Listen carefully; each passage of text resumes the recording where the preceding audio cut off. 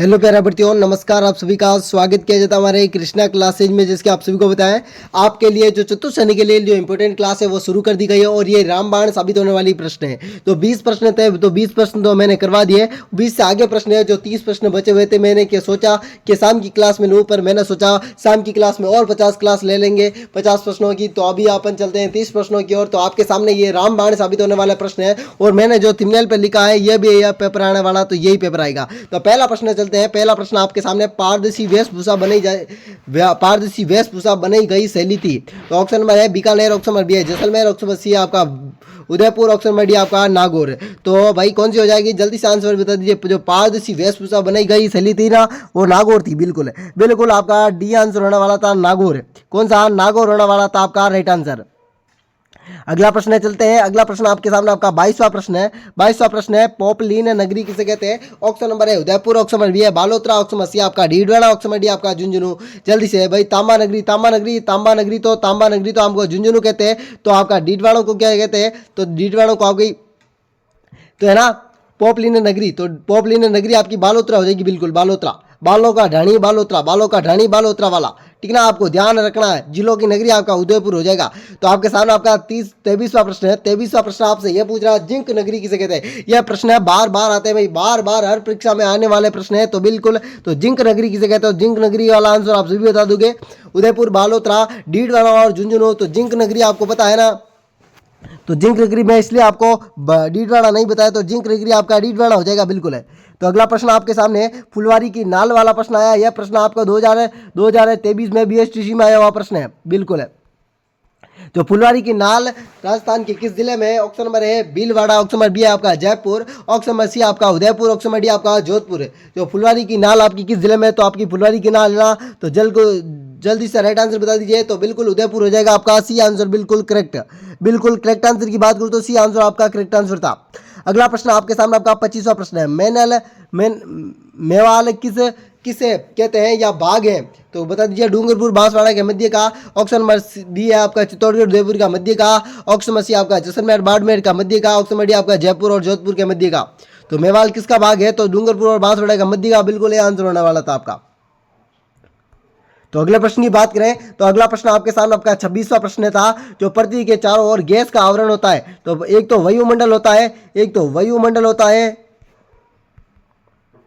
वायुमंडल, एक है गैसीय आवरण, गैसीय आवरण, एक वायुदाब, वायुदाब ये लिखा है। जो वायु का दाब लगता है उससे वायु दाब कहते हैं। एक उच्च दाब होता है, एक मौसम होता है जो परिवर्तन होता है, जलवायु। तो आपका कौन सा हो जाएगा, पृथ्वी के चारों ओर का आवरण होता है वो जलवायु। बिल्कुल आपका राइट आंसर होता है। तो जलवायु नहीं, वायुमंडल हो जाएगा। बिल्कुल वायुमंडल, पृथ्वी के चारों ओर का आवरण वायुमंडल।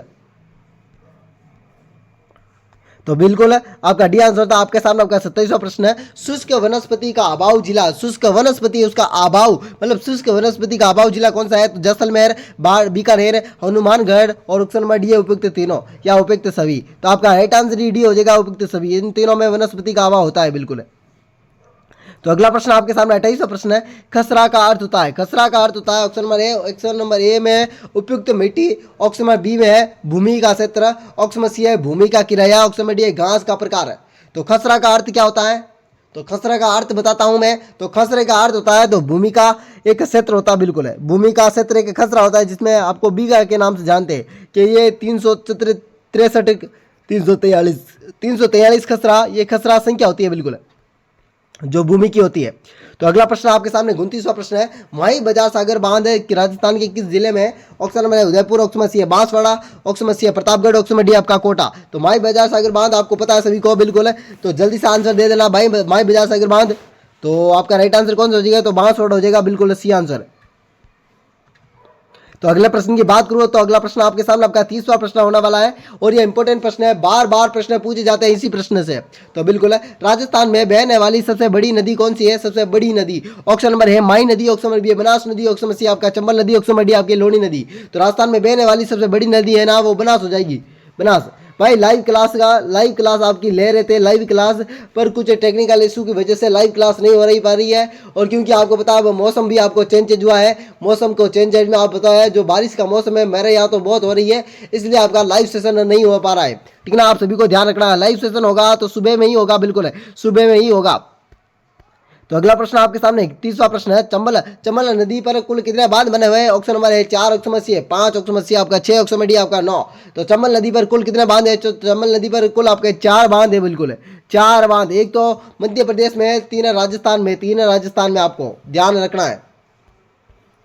तो अगला प्रश्न आपके सामने 32वां प्रश्न है। 32वां प्रश्न है, हजारों पक्षियों की मौत किस जेल में हुई थी? यह प्रश्न 2019 में यह मौत हुई थी, और यह प्रश्न भी बना है एक बार, आरएस में बना था, पर यह आपसे भी पूछ सकता है। तो निक्की झील, फतेह सागर झील, अन्ना सागर झील और सांभर झील है। तो कौन सा हो जाएगा? तो हजारों पक्षियों की मौत है ना, तो सांभर झील हो जाएगी, बिल्कुल बढ़िया आंसर हो जाएगा, बिल्कुल है। तो अगला प्रश्न आपके सामने आपका 33वां प्रश्न है। 33वां प्रश्न यह पूछा, राजस्थान के कितने रामसर साइट में शामिल किया गया? अभी हाल ही में 2 और शामिल किया गया। तो आपको पता है, एक तो खिचन गांव जो है आपका जोधपुर में है, एक आपका उदयपुर का है। तो बिल्कुल आपको ध्यान रखना है। ऑप्शन नंबर है 2, ऑप्शन नंबर सी बी है 3, ऑप्शन नंबर सी आपका 4, ऑप्शन नंबर डी है 5, और मैंने अभी बताया तो 4 है रामसर स्थल आपका। कितने हैं? तो 4 हो जाएंगे, बिल्कुल है। तो अगला प्रश्न आपके सामने आपका 34वां प्रश्न है, मौसर रामसर साइट स्थल जो मैंने अभी बताया था, मौसर वाला उदयपुर में है, बिल्कुल आपको उदयपुर ध्यान रखना है। देखो एक तो मैसर ये रामसर साइट है, ये उदयपुर में है। एक है खिचन गांव जो फ्लोदी में है, फ्लोदी जो जोधपुर है। तो अभी आपका राइट आंसर हो जाएगा ऑप्शन नंबर ए, उदयपुर, बिल्कुल है। तो अगला प्रश्न चलता है। अगला प्रश्न आपके सामने आपका 35वां प्रश्न है, जो है पुष्कर झील में कुल कितने घाट है? तो घाट बताना आपको पुष्कर झील में, बिल्कुल है। और यहाँ पर एक रोपवे लगा है, जो कौन सी माता जी के मंदिर में है? यहाँ पर एक कौन सी गायत्री माता का मंदिर है? कौन सी? गायत्री माता का, ये लीजिए गायत्री माता का मंदिर है, जहाँ पर रोपवे भी लगा है आपका। तो ऑप्शन नंबर है 55, ऑप्शन नंबर सी आपका 54, ऑप्शन नंबर सी आपका 53, ऑप्शन नंबर डी आपका 52। तो पुष्कर झील में आपके कितने घाट है? तो 52 घाट है, बिल्कुल है।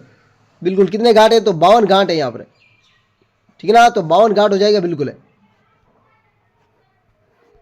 और महात्मा गांधी की अस्थियां भी यहाँ पर विसर्जित की गई है, जहां पर महात्मा गो घाट भी बना है। तो अगला प्रश्न आपके सामने आपका 36वां प्रश्न है। 36वां प्रश्न है, सावन भादो परियोजना राजस्थान के किस जिले में है? ऑप्शन नंबर है कोटा, ऑप्शन नंबर बी है बूंदी, ऑप्शन नंबर सी आपका झालावाड़, ऑप्शन नंबर डी आपका प्रतापगढ़। तो सावन भादो परियोजना राजस्थान के कोटा जिले से संबंधित आपकी, किससे? तो कोटा जिला हो जाएगा, बिल्कुल ये आंसर। तो अगला प्रश्न चलते हैं। अगला प्रश्न आपके सामने आपका 37वां प्रश्न है, आदिवासियों का हरा सोना कहलाता है। ऑप्शन नंबर ए खेजड़ी, ऑप्शन नंबर बी है बांस, ऑप्शन नंबर सी है आंवला, ऑप्शन नंबर डी है गेंद। भाई आंवला है जो दांतों में उपयुक्त होता है, बिल्कुल आंवला। तो कौन सा हो जाएगा? तो आदिवासियों का हरा सोना आपका बांस हो जाएगा, बिल्कुल बांस बी आंसर। तो अगला प्रश्न आपके सामने 38वां प्रश्न है। 38वां प्रश्न आपसे यह पूछा गया है, जो आदिवासियों का कल्प वृक्ष किसे कहते हैं? ये आदिवासियों वाला प्रश्न है ना, बार बार पूछा जाता है। और आपको बता बीएसटीसी, इस बार बीएसटीसी का एग्जाम हुआ, जिसमें मेवाड़ क्षेत्र से लगभग 15 प्रश्न पूछे गए, आपको पता है, एक ही क्षेत्र से, इसलिए कट ऑफ भी आई जाएगी, बिल्कुल आप सभी को पता है। तो आपके सामने आदिवासियों का कल्प वृक्ष कहलाता है खेजड़ी, बांस, आंवला और महुआ। तो आदिवासियों का कल्प वृक्ष ना, तो वो बिल्कुल आपका महुआ हो जाएगा, और आपका बांस होता है जो हरा सोना कहलाता है। अगला प्रश्न आपके सामने 39वां प्रश्न है, खास राजस्थान के किस जिले में? खास जो खास होती है, जो कोई ये एक प्रकार की फसल की तरह होती है, ये राजस्थान की किस जिले में होती है? तो भरतपुर, जोधपुर और सिरोही और पाली में, बता दीजिए। खास ये एक सुगंधित होती है, बिल्कुल है। तो आपका हो जाएगा, बिल्कुल है। तो ये आंसर बिल्कुल बढ़िया आंसर था आपका, ये आंसर जो है भरतपुर, बिल्कुल बढ़िया था। तो अगला प्रश्न आपके सामने आपका 40वां प्रश्न है। तो 40वां प्रश्न है, अमृता देवी विष्णोई समृद्धि वाहिनी की का पुरस्कार प्रारंभ किया गया था। जो अमृता देवी है उसके लिए जो पुरस्कार है, अब कब जो है पारित किया गया या प्रारंभ किया गया? तो 1949, 1956, 1988, 1994। तो अमृता देवी विष्णोई से संबंधित आपका है ना 1994, बिल्कुल। और इन्होंने 363 लोगों ने पेड़ से चपक कर अपनी हत्या कर लिया, अपने आत्मसमर्पण दे दिया, बलिदान दे दिया। अगला प्रश्न आपके सामने 41वां प्रश्न है, मरु वृक्ष रोपण परियोजना कब प्रारंभ की गई? मरु वृक्ष रोपण, मरुस्थल पर वृक्ष रोपण की परियोजना। Option number 1978, option number B है 1981, option number C 1999, option number D आपका 1996। तो आपका राइट आंसर की बात करूं तो ऑप्शन नंबर ए होने वाला 1978। तो अगला प्रश्न आपके सामने आपका 42वां प्रश्न है, राजस्थान में कितने वन्य जीव अभयारण्य है? राजस्थान में कितने वन्य जीव अभयारण्य है? 22, 25, 27 और 31 है। तो जल्दी से आंसर देना, राजस्थान में कितने वन्य जीव अभयारण्य है? तो राजस्थान में आपके कितने हैं? तो राजस्थान में 27 वन्य जीव अभयारण्य। कितने हैं? तो 27 हो जाएंगे, बिल्कुल सी आंसर। अगला प्रश्न आपके सामने आपका 43वां प्रश्न है, सज्जनगढ़ अभ्यारण्य सज्जनगढ़ मर्गवाण किस जिले में है? Option number A Jaipur, option number B Udaipur, option number C आपका चित्तौड़गढ़, ऑप्शन नंबर डी आपका जोधपुर। तो सज्जनगढ़ मर्गवाण आपका राजस्थान के किस जिले में? तो आ जाएगा बिल्कुल उदयपुर, उदयपुर।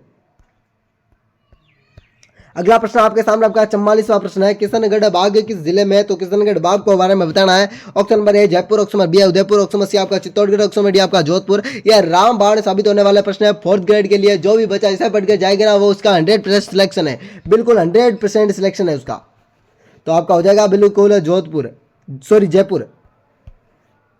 तो अगला प्रश्न आपके सामने आपका 45वां प्रश्न है। तो 45वां प्रश्न है, राजस्थान में सर्वाधिक कांच उत्पादन होता है? कांच उत्पादन पहुंचा है सर्वाधिक जयपुर, उदयपुर, भरतपुर और सिरोही। तो कांच उत्पादन सर्वाधिक होता है वो होता है उदयपुर में। अगला प्रश्न आपके सामने आपका 46वां प्रश्न है। मैं राइट आंसर है ना जल्दी जल्दी से बता रहा हूं क्योंकि आपका है वो टाइम वेस्ट नहीं करना चाहता हूं। राजस्थान में प्राकृतिक गैस का पहला कुआं किस जिले में? आप सभी को बताना यह प्रश्न है। Option number A Jodhpur, option number B Barmer, option number C आपका बीकानेर, ऑप्शन नंबर डी आपका जैसलमेर। राजस्थान का प्राकृतिक गैस कुआं राजस्थान में तो जैसलमेर हो जाएगा, बिल्कुल बिल्कुल जैसलमेर। अगला प्रश्न आपके सामने आपका 47वां प्रश्न है, रागेश्वरी कुआं राजस्थान के किस जिले में? तो ऑप्शन नंबर है Ganganagar, option number B Barmer, option number B Jaipur, option number C आपका है जैसलमेर। तो रागेश्वरी कुआं है ना तो बाड़मेर हो जाएगा, बिल्कुल बाड़मेर, जो तेल के लिए प्रसिद्ध है। आपके सामने आपका 49वां प्रश्न है, राजस्थान की जो सीजन की फसल होती है, अभी आपका पता है वर्षा का मौसम है, वर्षा का मौसम है इसलिए सीजन की फसल होती है। तो कितने प्रकार की होती है? 2, 3, 4 और 5 है। तो सीजन की फसल होती है तो 3 प्रकार की होती है भाई, रबी, खरीफ और जायद की फसल, बिल्कुल है।